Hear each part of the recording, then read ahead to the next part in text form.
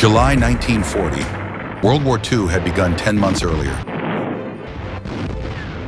Germany and the Soviet Union attacked Poland. The United Kingdom and France declared war on Germany. Italy entered the war in 1940 on the side of the Germans. Germany conquered Denmark and Norway. Then in May 1940, they invaded Luxembourg, Belgium, the Netherlands, and defeated France, entering Paris on June 14, 1940. The British Expeditionary Force in France was re-embarked at Dunkirk, suffering heavy losses. The Axis now dominates Europe. Even before Dunkirk, British Foreign Secretary Lord Halifax and other members of the government believed it was best to make peace with Nazi Germany because a war could destroy the British Empire.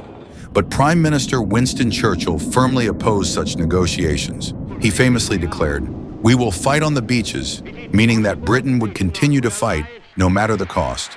And so they did. But the cost was the loss of the empire and the end of Britain as the leading world power, a position it had held since 1550. In this timeline, after the fall of Paris, there is a government crisis in London. Neville Chamberlain does not support Churchill, who is forced to resign by the large Conservative majority in the House of Commons.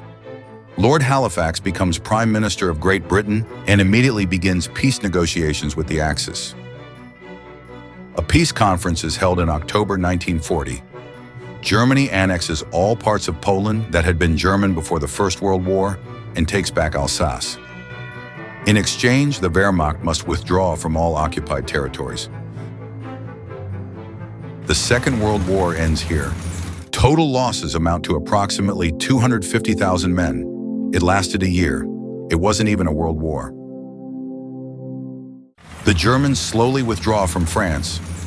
Pétain remains in command of France for the time being, as does Quisling in Norway. But Lord Halifax demanded another condition for peace: a free Poland. Hitler wants peace with the British and accepts. The government of Władysław Raczkiewicz is reinstated in Warsaw with the guarantee of British troops. But his deprives Germany of a border with the Soviet Union, essential for a war with the Soviets. All plans for Operation Barbarossa are shelved. The attack is postponed until better times in 1942 or 1943. Life in Europe returns to normal. There are tensions here and there as always, but no open conflict as before 1939. But the United States is far from satisfied with the outcome. A war would have served its interest better. Relations with Germany and Italy remain tense.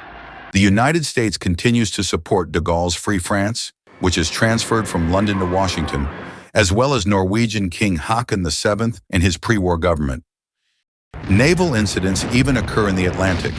American ships attempting to support the French resistance in Africa are attacked by German U-boats, and the Americans respond in kind, harassing German and Italian ships.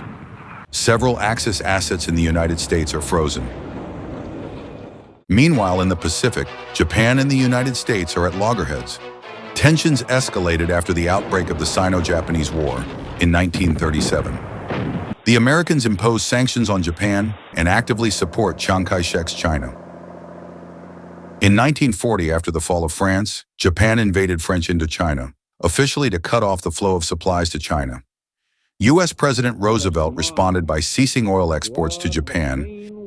The Japanese has enough, and on December 7, 1941, a fleet of 6 aircraft carriers attacks Pearl Harbour, sinking or damaging 8 American battleships. The United States and Japan are now at war. They hope the attack will allow Japan to make rapid territorial gains and negotiate peace. The Japanese are not attacking the British. It would be too dangerous to confront the Royal Navy if they are not involved in a conflict in Europe. Now, Hitler and Mussolini want to get the US to bugger off from the European affairs and never considered America a fearsome opponent. In 1941, the US Army was a small force of about 270,000 soldiers, largely unprepared for a major conflict. Then they are pissed off by the constant American provocations. Italy and Germany remain faithful to the Axis pact as in our timeline and declare war on the USA. At this point, it's the Axis against the United States, alone. What are the forces on the field? Population,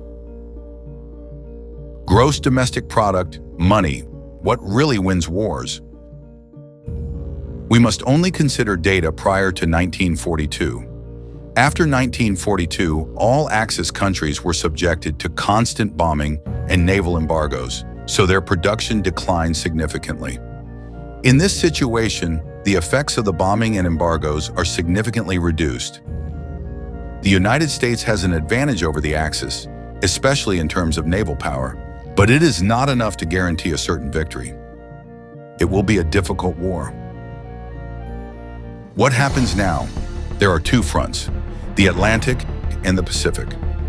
The United States would first focus on the most immediate threat, Japan. In the Pacific, the war would have unfolded more or less as in your timeline, until spring 1945. Japan wouldn't have had to fight the British Australians, Indians, or New Zealanders, but it has even less oil, since there had been no invasion of Dutch Indonesia. Very little aid would have come to Japan from Germany and Italy. A squadron of submarines and several divisions that could be deployed to China.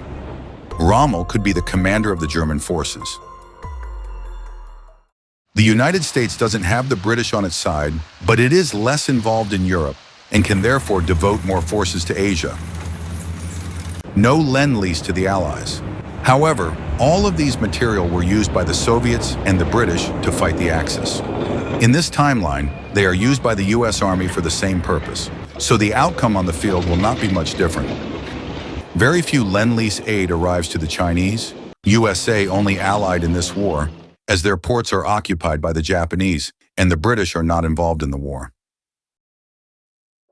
After Pearl Harbor, the Japanese managed to invade the US-controlled Philippines, Guam, and Wake Island, but they advance end here. Beginning in 1942, the United States strikes back. A series of carrier-to-carrier naval engagements occur, one of which is Midway, which forces Japanese to fall back. The Japanese experience great difficulty replacing their losses in ships and aircraft as the US produces ever-increasing numbers of both.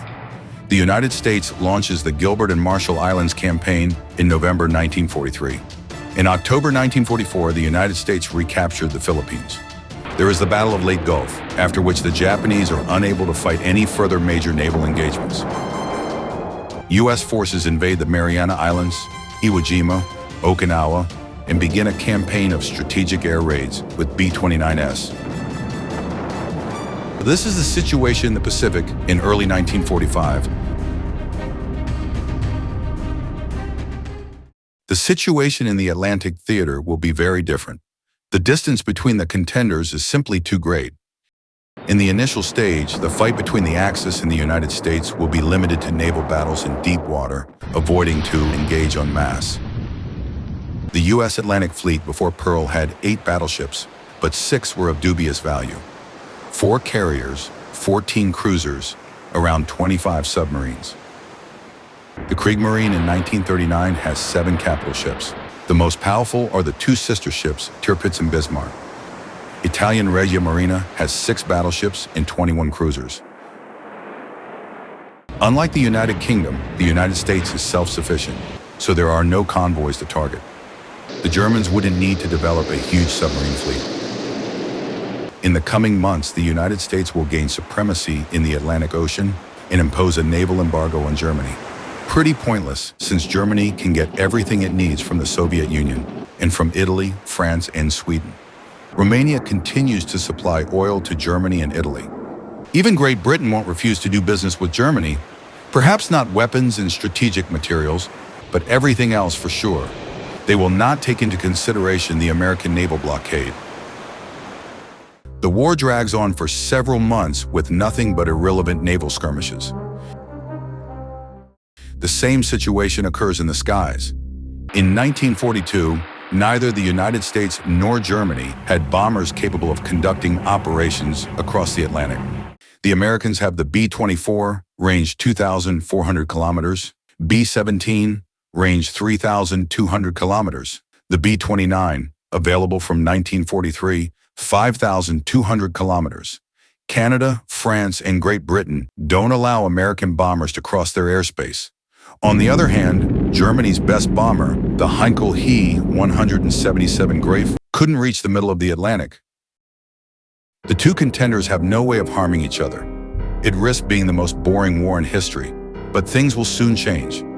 We said that in this situation, Germany does not need 1,000 U-boats or to produce large quantities of tanks to fight hordes of Soviet T-34s in the east. There are no bombings. The Germans have plenty of resources available. They will use these resources to develop their beloved America bomber, a bomber capable of reaching the American East Coast from Germany. The chosen project is the Messerschmitt Me-264. 4 engines, 8 crew members, length 20.8 meters, range 15,000 kilometers.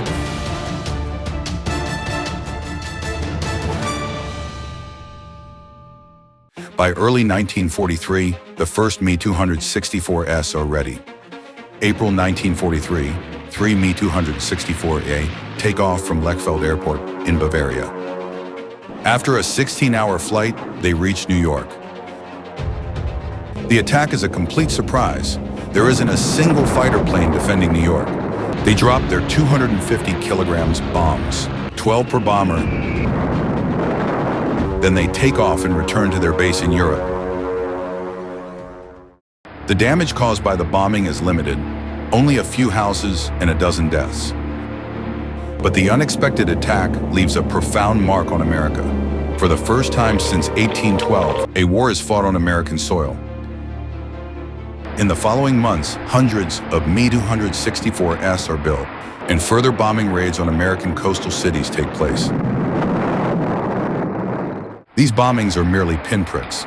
The U.S. mainland and the heart of production are not even scratched. German pilots have to fly long distances to reach their targets.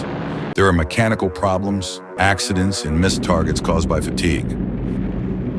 All the damaged Me-264S have no way to cross the Atlantic and are lost at sea with their crews unless they are very lucky and a U-boat managed to recover them. But those bombings forced the United States to develop a radar network and deploy hundreds of air fighters and anti-aircraft guns to protect the entire eastern seaboard. People are scared, and cities keep their lights off at night. America would do everything possible to develop a strategic bomber capable of striking Germany. Development of the Convair B-36 began in 1941 for precisely this scenario, when the United States was considering what to do if Great Britain were forced out of the war. It was delayed because the B-29 was sufficient. Even if production is accelerated, the B-36 could not enter in service before 1946. And the first models will collect a series of failure and operational problems. Roosevelt soon realized that the main enemy is not in Asia. Both sides will try to convince Stalin to enter the war, but he will stay away from this war, only hoping that they will destroy each other as much as possible, especially Germany. Meanwhile, he proceeds with the occupation of the Baltic states, part of Finland and Bessarabia. America's nationalism swells after the Me-264 bombings. There's a wave of patriotism, the Stars and Stripes waves everywhere. In 1944, USA ramp up the production. The American economy emerges from the Great Depression and begins to produce endless quantities of tanks, guns, navies, and aircraft. The number of soldiers rises to nearly 11 million. By 1944, the United States is the largest and most robust military in the world, especially at the sea. More than 5,000 ships, including 90 aircraft carriers, 20 battleships, 65 cruisers, 370 destroyers. The Axis has never had the naval strength necessary to cross the Atlantic, but the United States does. The American High Command begins planning an invasion of mainland Europe. It is impossible to land directly in Germany from the United States. It would be difficult even today. They might consider a sort of Operation Torch in Morocco or Dakar, but it would have been a logistical nightmare. In your timeline, only a third of Operation Torch started directly from the United States. Then this would have brought France into war. The French Navy, not destroyed at Marté el Kébir by the British, is the fourth largest navy in the world. They could occupy part of Spain, but it would still be a logistical nightmare. And once in Spain, what do you do? The best invasion route would probably be Greenland, Iceland, the Faroe Islands, Norway, build a logistical structure, then seize Denmark and invade Germany and Italy. Roosevelt begins to accuse the Danish government of collaborating with Nazi Germany. After a brief ultimatum in the spring of 1945, the United States invades the nearly defenseless Iceland. The Norway of Quisling knows perfectly what is happening and allow the arrival of a massive number of German forces, entering de facto into the war. The U.S. also conquers the Faroe Islands, where it built an air base at Vagar. From here and from Iceland, American air forces could provide air cover for a Norwegian campaign and begin an air war to weaken the German Luftwaffe and launch a bombing campaign against Ruhr. During World War II, the United States built a massive bomber fleet. 12,700 B-17, 18,500 B-24, 10,000 B-25, and 4,000 B-29 that dropped 2 million tons of bombs that put on their knees the Axis powers. However, this is a different situation. With the RAF out of the war, Germany has an intact air defense system, equipped with advanced radar and anti-aircraft guns. And the Luftwaffe has enough fighters, pilots, and fuel to repel most of the bombing raids. The Axis only has to defend a few hundred kilometers of coastline. As a result, the American bombers suffer a high rate of losses. The Germans could also bomb American installations in the Faroe Islands and Iceland, which are within range of all Luftwaffe medium bombers from Norway. In place of the Battle of Britain, there is the Battle of Iceland. With far fewer bombings, Germany retains its industrial and technological levels and acquires some new technologies rapidly and in large quantities, such as jet fighters. The jet-powered fighter aircraft Messerschmitt Me-262 makes its first flight on spring 1942. The Me-262 is too fast to catch for the Allied fighters and more heavily armed than any Allied fighter, with its 430mm Mk-108 cannons. Gunners of Allied bomber aircraft has problems tracking the Me-262 from their electrically powered gun turrets. It was too fast even for the Luftwaffe pilots. Some of them expressed frustration that the Me-262 was so fast that it was difficult to aim at other enemy fighters. The aircraft had reliability problems because of lack of strategic materials, nickel, cobalt, molybdenum, and fuel shortages. Problems absent in this timeline. The Me-262 will soon be fitted with the FUG-218 Neptune radar. It could be also equipped with 24 unguided 55mm R4M rockets. One hit with this rockets could shoot down even a Boeing B-17. In your timeline, fewer than 100 Me-262s were in combat condition at any given time. In this situation, there could have been more than 1,000. Enough to inflict heavy losses and to force cancellation of the Allied bombing offensive by daylight. The Me-262 was never meant to be a dogfighter. It was a destroyer of bombers.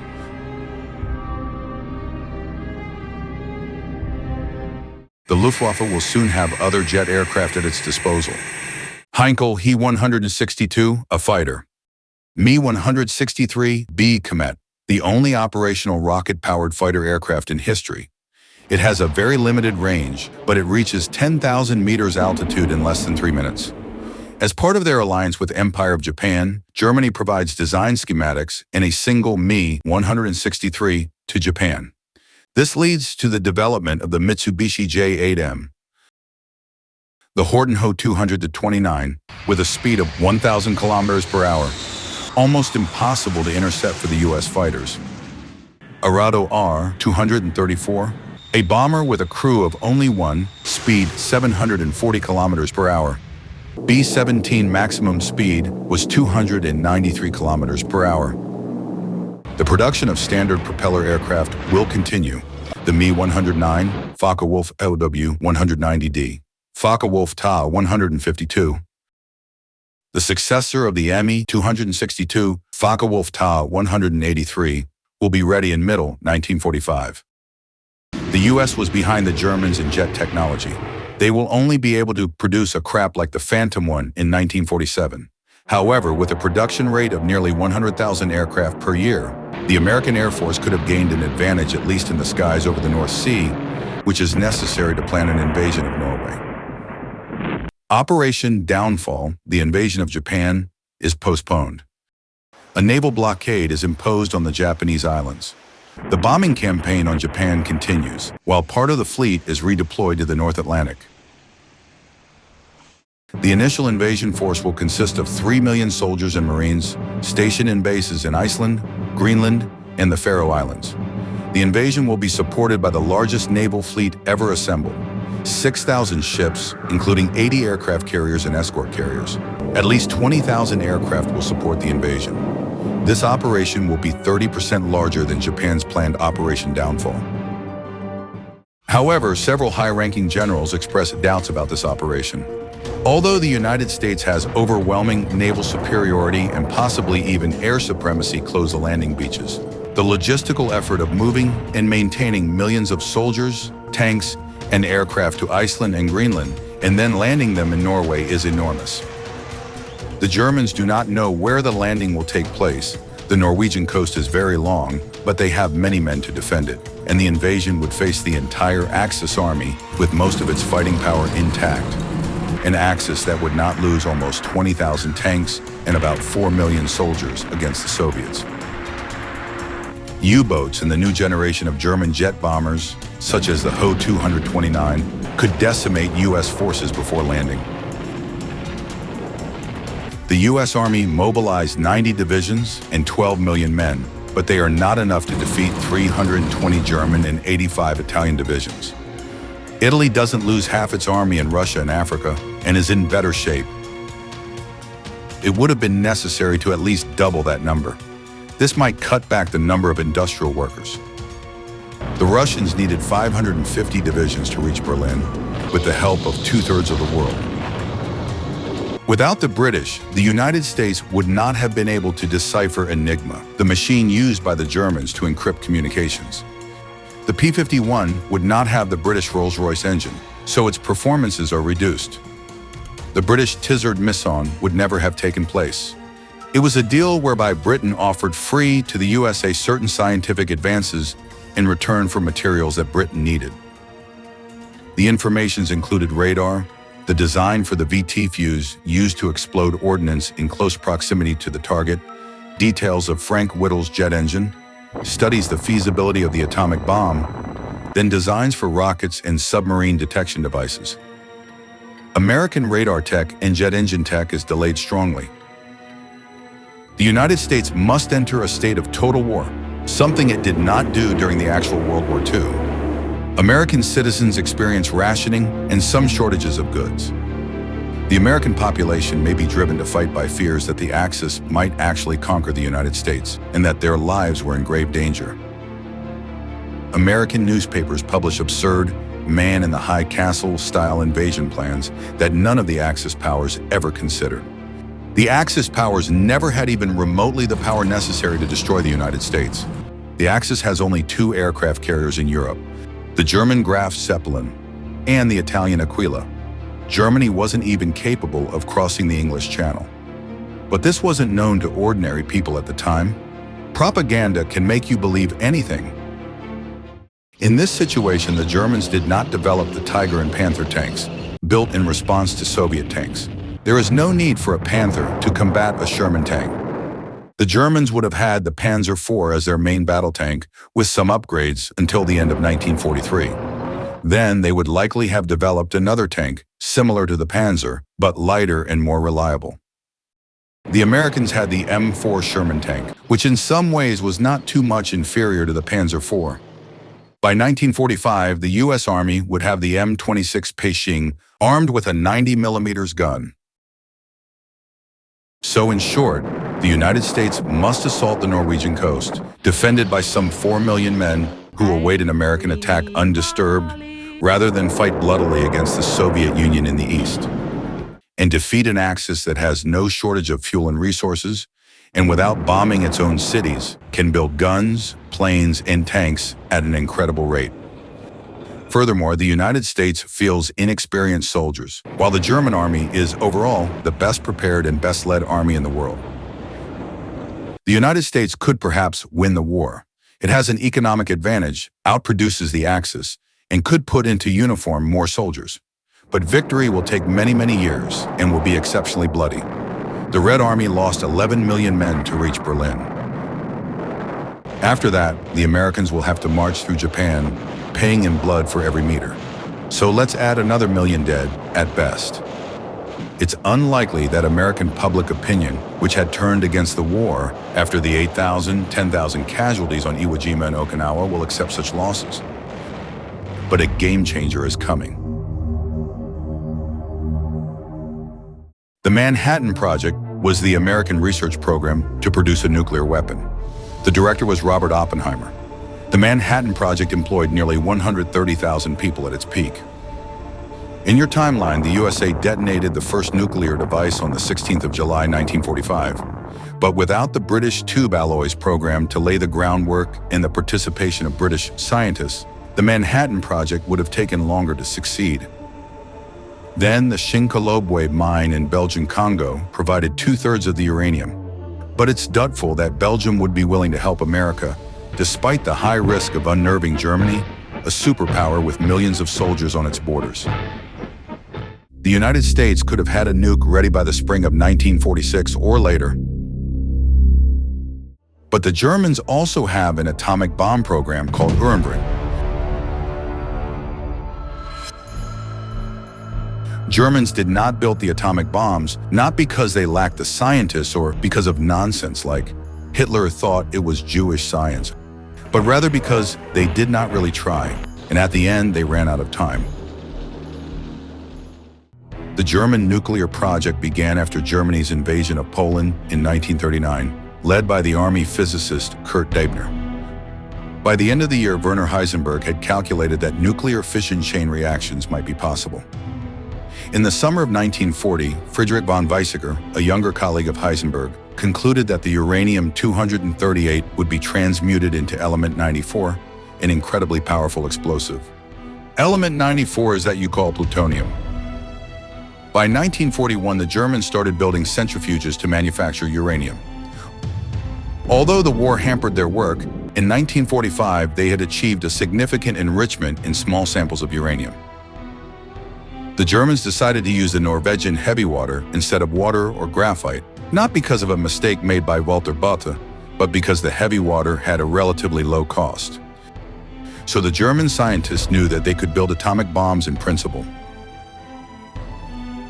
But the German leadership came to the reasonable conclusion that a massive shift to the industrial scale to build an atomic bomb would not be done. They had no resources for everything, and choose to build rockets and thousands of U-boat and tanks. V1 and V2 used resources on the scale of what the Americans invested in the Manhattan Project. In this timeline, there is no need of rockets to bomb London, so Germans devote all that resources to the atomic bomb. In the winter of 1945, a few months before the United States, Germany has a bomb.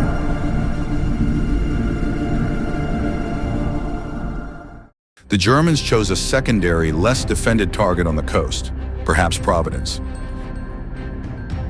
The Me-264 could carry 3 tons of bombs, while the American bomb dropped on Japan weighed more than 4 tons, but the German bomb will be probably more efficient. In the evening, the Me-264 carrying the bomb takes off from Oranienburg Airport, north of Berlin. It has reduced armor and ammunition, as well as a reduced crew to increase payload capacity.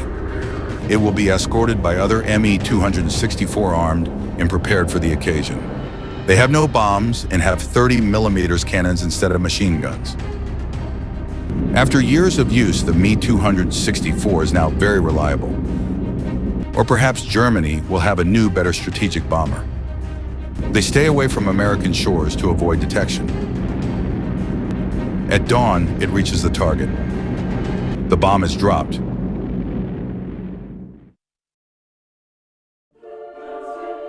The bomb has a radius of total destruction of 2 kilometers. The city is wiped out. The explosion kills approximately 80,000 men. But soon America too will have 2 atomic bombs ready. The first bomb is on Bremerhaven. The second bomb is on Kiel.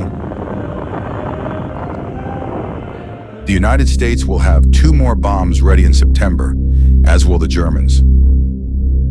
However, it is not difficult to understand that continuing to destroy each other's cities is not a wise decision.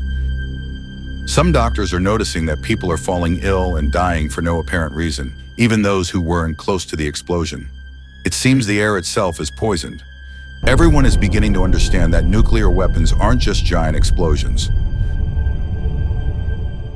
Then delivering the bomb is risky for both sides. Germany must cross an ocean without fighters to protect its bombers, and American defenses grow stronger every day. On the other side, the German airspace is not easy to penetrate. Japan's air force was practically non-existent by 1945, which allowed for relatively hazard-free bombing runs. But a fully intact Luftwaffe wouldn't just gonna let a B-29 drop nukes as it wants. For sure not at Berlin, as it is too far away in well-defended territory.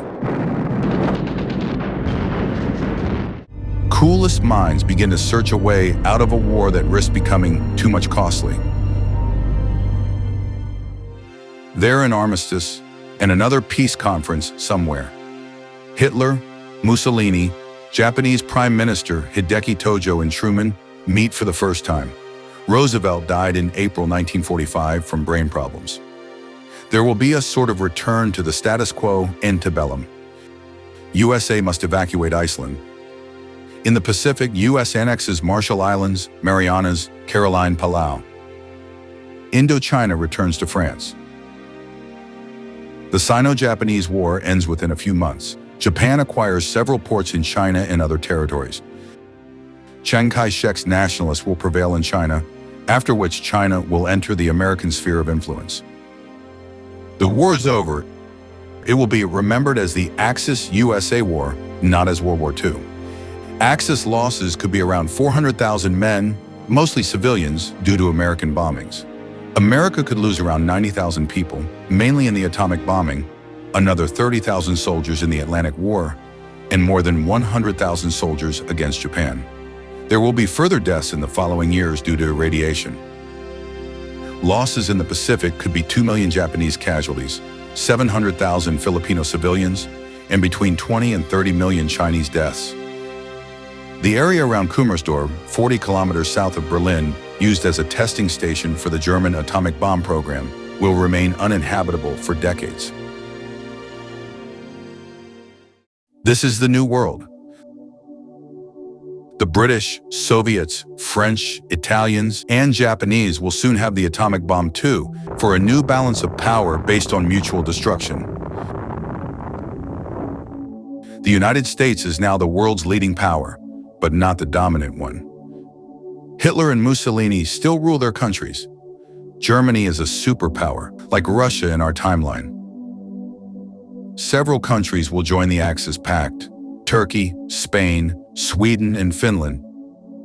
Possibly France could also join the Axis Pact. In any case, it will remain close to the Axis even after the death of Petain. The Soviet Union, without the losses and devastation of World War II, is in a better position than our timeline, but it is the only communist state in the world. The British loses India, which gains independence after 1946, and Canada, which chose the United States, a strongest and closest ally. But Britain retains the rest of the empire, as well as its privileged relations with Australia and New Zealand, since there was no war with the Japanese. Without the direct and indirect costs of a long war that depleted Britain's gold reserves, its economy remains strong. The pound continues to be used in most international trade. The United States and the Axis powers, after some initial antipathy, may conclude that coexistence is tolerable. Germans and Americans will end up selling each other cars. So this is the new world. A world without a dominant power. For the moment, the game is on again.